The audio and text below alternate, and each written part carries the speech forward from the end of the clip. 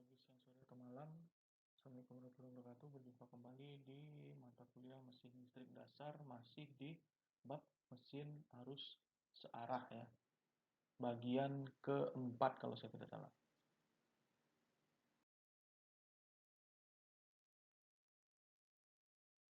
Nah, baik. Pada materi kali ini kita akan membahas tentang prinsip pengereman dari motor gitu ya. Jadi pada prinsipnya motor sangat membutuhkan proses penghentian putaran yang cepat. Proses penghentian putaran ini disebut dengan istilah pengereman ya. Jadi pada motor listrik juga ada istilah pengereman ya. Pengereman sehingga itu bisa menghentikan putaran secara cepat. Nah, mirip seperti mobil ya. Mirip seperti mobil, jika tidak ada pengereman maka akan berakibat fatal. Nah, pengereman pada motor DC itu ada dua jenis. Yang pertama elektris ya. Nah, elektris ini terbagi atas tiga, yaitu regeneratif, dinamis, dan plugging. Lalu secara mekanis ini kelemahannya itu sulit untuk smooth ya, atau sulit untuk berhenti secara halus gitu ya. Tergantung kondisi permukaan dan keterampilan operator. Nah, kita masuk pertama yang ke regeneratif dulu ya. Jadi regeneratif ini adalah pengereman yang memanfaatkan sifat generator dari motor DC. Ya, sifat generator itu apa? Yaitu pada saat sumber dihilangkan, motor ini masih berputar karena adanya sifat kelembaman, sehingga motor berfungsi sebagai generator. Nah, karena adanya EB tadi, maka motor akan berhenti. Ini persamaannya, EB sama dengan K flux N, itu yang nilainya lebih besar dari L, ya lebih besar dari V. Nah, ini pada saat dia bersifat sebagai generator, dia mengalirkan arus ke jala-jala gitu ya. Kalau dia bersifat sebagai motor kan dia mengkonsumsi arus ya. Nah, tapi pada saat sumber tegangan dihilangkan, maka dia otomatis langsung akan bersifat seperti generator yang mengalirkan arus ke jala-jala. Di mana persamaannya sama dengan I EB dikurang V per R. Nah, mesin tidak ada yang memutar, kecepatan berkurang, EB juga turun. Nah, seperti ini kira-kira bentuknya. Ketika dia dilepas, ya, ini kan ketika tegangan dilepas, maka dia akan mengalirkan tegangan ke jala-jala. Lalu pengereman yang bersifat dinamis, yaitu ketika sumber diputus, motor dihubung singkat lewat tahanan atau ketahanan medan ya. Nah, pada saat ini motor itu masih bisa berputar tetapi bersifat sebagai generator sehingga pada rangkaian tertutup ini arus mengalir. Nah, arus yang dibangkitkan akan diubah menjadi panas gitu ya. Jadi kalau yang tadi itu dilepaskan saja dia, dibiarkan dia berhenti sendiri. Kalau yang ini setelah dilepas atau diputus sumber tegangannya, dia langsung dihubung singkat lewat tahanan. Nah, ini perbedaannya antara yang dinamis dan regeneratif. Ini seperti ini ya. Nah, pada saat ini diputus, langsung tiba-tiba ini diganti menjadi sebuah tahanan. Nah, ini ya. Ini kalau dia motor Sun, ini dia kalau motor seri. Jadi kalau motor Sun itu tahanannya dihubungkan secara paralel ya. Nah, ini pas diputar dia jadi pas dilepas tegangannya atau diputus tegangannya dia jadi seperti ini. Kalau Sun pada saat diputus tegangannya dia sama sih, sama dengan seri sebenarnya. Tapi bentuk ininya aja yang berbeda ya, bentuk rangkaiannya sebelum diputus. Lalu step by step dynamic braking. Jadi pada keadaan motor normal pada saat keadaan normal motor berputar sesuai dengan arah arus I. Jadi sesuai dengan arah arus I ini yang sesuai dengan tegangan yang diberikan oleh ES ya. Jadi sesuai dengan tegangan yang diberikan oleh ES, dia berputar searah arus I1 ini. Jadi dia berputar ke sini gitu ya. Nah, lalu pada saat dilepas dari sumber tegangan ES dilepas, pada saat dilepas dari sumber tegangan, ES motor tetap berputar ya. ES motor tetap berputar, akan tetapi kecepatannya berkurang secara bertahap. Nah, ini dilepas ya dari sumber tegangan, maka kecepatannya berkurang secara bertahap. Ini motor berubah sebagai generator dalam jangkarnya dalam keadaan open circuit. Jadi, jangkar ini dalam keadaan open circuit ya. Ini masih dalam keadaan open circuit. Nah, jadi pada saat ES dilepas tadi, maka nanti langsung si motor ini dihubungkan terhadap jangkar. Kalau tadi kan jangkarnya masih open ya, semuanya lepas semua. Nah, langsung si ini dihubungkan terhadap R ya. maka akan timbul arus I2. Nah, arus tadi kan kalau motornya kan tadi berputar ke arah ini ya. Ke arah ini tadi kan berputarnya ke arah ini. Tadi arus I1-nya ke sini kan. Pada saat dilepas dia masih berputar ke sini. Nah, lalu diberikan pengereman, diberikan tegangan jangkar, tahanan jangkar, maka akan ada arus yang melawan arus I1 tadi ya. Tadi I1 dari atas ke bawah. Nah, akan ada arus I2 dari bawah ke atas nih. Nah, maka akan tercipta torsi yang berlawanan di mana besarnya sebanding dengan arus I. Nah, jadi nanti akan ada torsi yang melawan ini gitu ya. Awalnya dia berputar tadi arusnya seperti ini ya ke bawah, maka dia berputar seperti ini. Nah, pada saat ada ini, maka dia menahan seperti ini dan seharusnya dia berputar seperti ini. Nah, sehingga tercipta pengereman ya, pengereman. Awalnya dia dari atas ke bawah arusnya, lalu dari bawah ke atas sehingga akan menciptakan pengereman di dalam motor ini gitu ya. Nah, pengeremannya tentu saja tidak sebesar I tadi ya, maka motornya tetap bisa berhenti perlahan, tidak seketika langsung berhenti tup gitu ya, tidak seketika langsung berhenti. Lalu kita masuk ke pengereman dinamis, yaitu pengereman yang dilakukan dengan melepaskan jangkar yang berputar dari sumber tegangan dan memasangkan tahanannya pada terminal jangkar. T adalah waktu yang diperlukan untuk kecepatan motor jatuh ke 36,8% dari nilai awalnya. Gitu. Jadi apa namanya? Jika dia pas dipasangkan tahanan pada terminal jangkar, nah, maka akan ada waktu yang dinamakan dengan T, yaitu waktu yang diperlukan untuk motor lebih lambat ya, lebih lambat 36,8% dari nilai awalnya. Rumusnya ini T0 sama dengan 0,693 T. Nah, kita dapat membuktikan bahwa waktu mekanis ini konstan yang diberikan oleh ini persamaannya. Keterangannya ini ya. Silakan Anda baca sendiri keterangan rumusnya. Nah, persamaan ini didasarkan pada asumsi bahwa efek pengereman sepenuhnya karena energi pengereman didisipasi di resistor. Secara umum, motor dikenakan tambahan akibat torsi pengereman atau winch dan gesekan. Sehingga waktu pengereman akan lebih kecil dari yang diberikan oleh rumus tersebut. Jadi rumus tersebut itu tuh masih bisa dikoreksi ya. Jadi seharusnya dia waktunya itu akan lebih kecil dari yang diberikan oleh rumus tersebut gitu ya. Misalnya rumus tersebut memberikan waktu 10 menit, aslinya itu akan lebih kecil. Nah, ada lagi yang ditambah dengan plugging, yaitu merupakan menggunakan prinsip pembalikan arah putaran motor. Nah, kalau tadi itu dengan memberikan tahanan jangkar, awalnya kalau yang pertama tadi kan tidak memberikan apa-apa ya, dilepas, lalu motor akan bersifat sebagai generator. Nah, dia akan berhenti sendiri. Kalau yang kedua itu dilepas tegangannya dan dibiarkan lalu diberikan tahanan jangkar sehingga akan ada arus lawan ya yang tercipta tadi. Kalau yang ini kita membalik arah arus atau membalik flux medan magnet plugging ini. Ya, kita membalik arah putaran motor intinya ya, arah putaran motor dengan cara ini. Nah, jadi awalnya seperti ini ya, awalnya seperti ini, motor berputar. Awalnya motor berputar ada I2 seperti ini gitu ya. Dia berputar, lalu kita balik dia.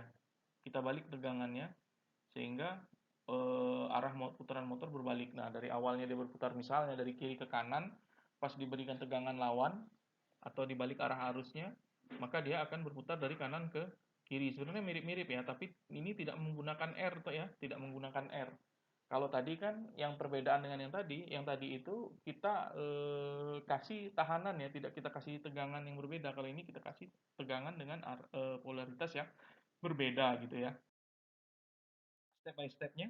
Pertama, motor dalam keadaan normal, arah gerak motor sesuai dengan I1 ya. Jadi motor dalam keadaan normal, ini dia sedang beroperasi. Nah, arah geraknya sesuai ini, I1. Nah, lalu terminal jangkar diberi sumber tegangan yang terbalik, lalu langsung dibalik dia. Nah, awalnya kan seperti ini ya. Lalu dia tegangannya sama aja, tapi arah ininya aja yang dibalik, plus minus gitu ya. Diberi tegangan yang terbalik menyebabkan ada arus lawan I2 dengan arah putaran awal. I2 melawan arah putaran dan melambatkan putaran motor. Hambatan R diperlukan untuk membatasi tegangan ES agar terjadi kerusakan karena arus I2 yang terlalu besar. Nah, beda dengan yang tadi ya. Kalau tadi kan hanya langsung R ya, hanya langsung R. Kalau ini tuh tegangan ini yang dibalik. Anda bisa lihat ini awalnya dia seperti ini tadi. Lalu setelah itu ini dibalik sehingga akan ada yang arus yang melawan arah putaran sebelumnya, tapi tetap dibatasi ya. Kenapa dibatasi? Karena pasti kalau misalnya langsung tidak dibatasi dengan R, maka arus yang ini akan sama besar dengan arus yang ini. Sehingga akan terjadi pengereman mendadak di motor ya. Istilahnya kayak pengereman mendadak di motor, sehingga ya besar kemungkinan bisa merusak motor. Maka diperlukan R ini untuk menahannya gitu ya. Jadi istilahnya kayak Anda main handle rem di motor lah, kan tidak langsung Anda bejek gitu ya, tidak langsung Anda pencet kuat-kuat, tapi Anda pencet sedikit-sedikit. Nah, R ini yang membatasinya ya, membatasinya sehingga arus I2 ini tidak terlalu besar dan merusak motor. Nah, pengereman dilakukan dengan cara membalik polaritas pada arus angker ya. Jadi itu pengertian dari plugging tadi. Nah, di bawah ini kondisi motor nomor, angker arus diberikan oleh ini persamaan I1 ya, angker arus ini ES dikurang EO dikali I dikali R, di mana R ininya RO-nya adalah ini, tegangan itonya menjadi ini, konternya tidak lagi bertentangan dengan apa-apa, tapi sebenarnya menambah tegangan suplai ke ES gitu ya. Nah, kerugian dari pengeraman plugging ini adalah akan menghasilkan arus balik. Nah, arus balik ini akan 50 kali lebih besar daripada beban penuh arus armatur ya. Nah, arus ini akan memulai sebuah busur sekitar komutator atau panah api ya, mirip panah api gitu ya. Bukan panah api, apa ya istilahnya? Mirip api lah, percikan api gitu yang akan menghancurkan komutator, komutator di bagian puasnya gitu ya. Bahkan sebelum menghancurkan komutator ya yang cukup cepat proses penghancurannya, proses kerusakannya ya, proses kerusakannya bahkan lebih cepat dari CB yang terbuka. Jadi nanti seharusnya kalau memang ini terjadi, sebenarnya CB akan bekerja. Tetapi pengerusakannya lebih cepat sebelum CB bekerja, dia sudah rusak duluan gitu ya. Nah, tapi ada keuntungannya dari pengereman plugging ini karena motor dapat berhenti lebih cepat daripada cuma dikasih tadi tahanan jangkar atau dibiarkan berhenti sendiri seperti yang kasus pertama tadi. Nah, perbandingan efisiensinya jadi seperti ini ya. Nah, ini pengereman yang plugging ini Anda lihat itu dari 100% kecepatannya bisa langsung menjadi 2T0 itu dalam waktu yang sangat cepat. Sementara dynamic, Anda lihat kurvanya, ini cukup cepat tapi tidak secepat plugging. Dynamic yang dikasih R tadi ya. Nah, ini costing ini dibiarkan berhenti sendiri. Nah, Anda lihat perbedaannya cukup jauh ya. Ibarat ini tuh rem cakram, ini tromol, ini tidak direm gitu ya, berhenti sendiri gitu ya. Nah, ini persamaannya ya. Persamaannya T0 JN1 1,31,5 sorry 131,5 PI di mana T itu adalah waktu konstan penurunan kecepatan DC sebesar 36,8%. T0 waktu yang dibutuhkan motor DC untuk menurunkan kecepatannya sebesar 50%. J ini momen inersia dari motor, poros motor, N1 kecepatan saat sebelum pengereman, P1 daya awal yang dikirim oleh motor ke pengereman resistor, 131,5 itu konstanta ya, dan 0,693 itu konstanta juga. Nah, dynamic plugging itu pengereman dengan dynamic braking lebih halus dan aman dengan rangkaian yang lebih sederhana akan tetapi lebih butuh waktu yang lama. Pengereman dengan plugging lebih cepat akan tetapi memiliki rangkaian yang lebih rumit. Kalau dynamic lebih halus dan aman, ya. Kalau plugging ini lebih cepat tetapi rangkaiannya lebih rumit dan berpotensi merusak motor. Jenis pengereman yang lain selain yang sudah kita bahas tadi ada yang namanya coasting ya. Coasting itu tuh dia dilepaskan aja ya seperti yang saya sampaikan di depan tadi. Dilepaskan saja dia dari terminal jangkar dan dibiarkan dia berkurang sendiri gitu ya. Nah, kalau ada lagi pengereman mekanikal. Nah, pengereman mekanikal ini menambah perangkat pengereman mekanis seperti misalnya dikasih ya mirip rem tromol motor atau rem cakram pada sepeda motor Anda gitu ya. Ini mekanikal itu istilahnya. Kalau yang tadi itu secara elektrikal. Nah, pengereman mekanik adalah cara memberikan motor listrik dengan melakukan gesekan atau friksi pada motor. Friksi tersebut diterapkan dengan cara seperti saya sampaikan ya, diterapkan dengan cara yang sama seperti halnya blok rem pada mobil atau pada sepeda motor Anda ya. Nah, plugging digunakan untuk mendapatkan pengereman yang lebih cepat ya. Dia memang pengeremannya lebih cepat, tetapi rangkaiannya lebih rumit dan risiko kerusakan yang lebih besar daripada dynamic braking. Coasting jarang digunakan karena membutuhkan waktu yang sangat lama untuk berhenti. Jadi Anda lihat kurvanya ya, Anda lihat kurvanya coasting itu kan cuma dilepas saja dan dibiarkan berhenti sendiri gitu ya. Nah, mekanikal juga jarang digunakan karena membutuhkan perangkat tambahan ya untuk pengereman motor DC. Dynamic memakan waktu memakan waktu sedikit lebih lama daripada plugging. Jadi kalau plugging tadi 2T0, kalau dynamic itu 5T0. Dynamic bekerja lebih halus dan aman dibandingkan plugging. Tapi itu kelebihannya ya. Nah, rangkaiannya juga sederhana pada dynamic yang menjadikan metode ini lebih populer daripada metode yang lain. Jadi yang paling populer itu adalah dynamic gitu ya. Yang paling aman tapi sebenarnya adalah coasting gitu ya. Coasting dan mechanical sebenarnya yang paling aman. Lalu karakteristik operasi dapat dilihat dalam beberapa hubungan torsi dengan arus jangkar, yaitu karakteristik T per IA biasa disebut dengan karakteristik listrik, kecepatan dengan arus jangkar ya NIA, dan kecepatan dengan torsi yaitu karakter N per T biasa disebut dengan karakteristik mekanik. Hubungannya yaitu T sama dengan hampir sama ya atau mendekati flux IA dan N mendekati EB per flux. Oke. Lalu kalau kita lihat karakteristik motor DC, itu ada karakter umum ya, karakter umum. Nah, karakter umum ini putaran akan melambat jika beban mekanik bertambah. Jadi ini karakter umum dari motor DC ya. Beban akan melambat jika putaran mekanik bertambah. Lalu beban tambah, putaran melemah, maka arus armatur akan bertambah. Nah, karakter khususnya apa? Karakter khususnya yaitu seri penurunan kecepatan ya, 8 sampai 12%. Sun kalau seri tadi ya, kalau seri penurunan kecepatannya 8 sampai 12%, kalau Sun penurunan kecepatannya di bawah atau sama dengan 8%. Kalau compound 8% di antara 8 dan 12%. Jadi bisa 8,5, 9, 10, 11 gitu ya. Ini compound. Nah, lalu kalau kita bicara tentang klasifikasi motor, ini berdasarkan karakteristik kecepatannya, motor diklasifikasikan menjadi ada yang constant speed, kecepatannya tetap untuk segala pembebanan, ada adjustable speed, yaitu kecepatan dapat diatur dalam batasan yang luas, namun untuk penyetelan yang khusus kecepatan tetap untuk segala pembebanan. Lalu ada lagi yang namanya variable speed, kecepatan akan berkurang sesuai dengan penambahan nilai torsi. Nah, lalu motor DC itu ada dua, yaitu dengan sikat karbon yang berfungsi sebagai pengubah arus pada kumparan sedemikian rupa sehingga arah tenaga putaran motor akan selalu sama ya. Jadi ada yang dengan sikat karbon ya, yang dinamakan dengan brush ya, kadang-kadang disebut juga dengan brush. Nah, ada yang tanpa sikat, tetapi menggunakan semikonduktor untuk merubah maupun membalik sehingga layaknya pulsa menggerakkan motor tersebut.